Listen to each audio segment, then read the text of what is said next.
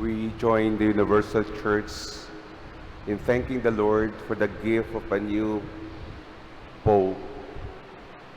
Pope Leo XIV is not a stranger to the Philippines.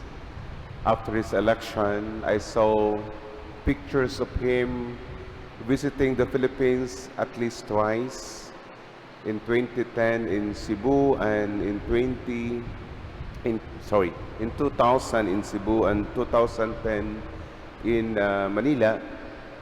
He belongs to the Augustinian order, the Order of Saint Augustine, and in Cebu they have the Basilica of the Child Jesus, Santo Niño, and in Manila they have the Saint Augustine Basilica, and in the Diocese of Cubao they have also the seminary near the Visayas Avenue.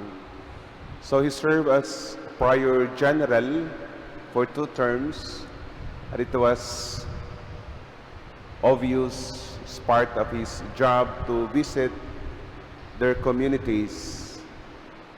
Their general house in Rome is just very close to the Vatican, and when he was elected as Pope, he served as the prefect, the head of the congregation of bishops that takes care of the concerns of the bishops, including the appointment of new shepherds of the church. He is the first from North America to be elected as Supreme Pontiff, but he was also a missionary in Peru. He speaks a lot of languages, the English being his mother tongue, but he also speaks Italian, Spanish, Portuguese. His father is French. That's why his family name is pronounced as Prévost, and his mother is of Italian descent.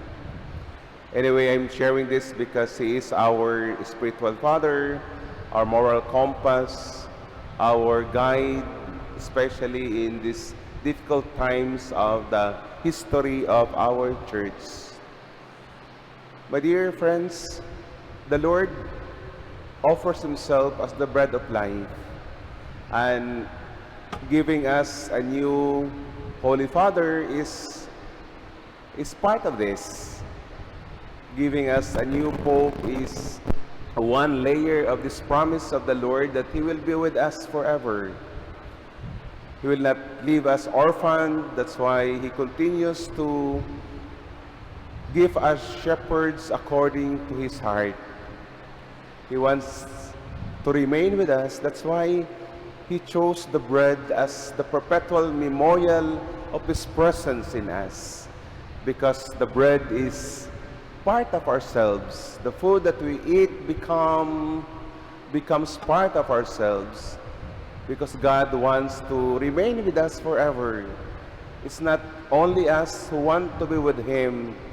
He wants to accompany us in our journey, and providing a good shepherd in the person of Pope Leo XIV is a testimony, is a proof that the Lord will remain with us forever. So we continue to pray for him as he embarks on a new journey as the servant of the servants of God. And we pray for our church that we continue to be faithful in the task entrusted to us to make God present in our world today.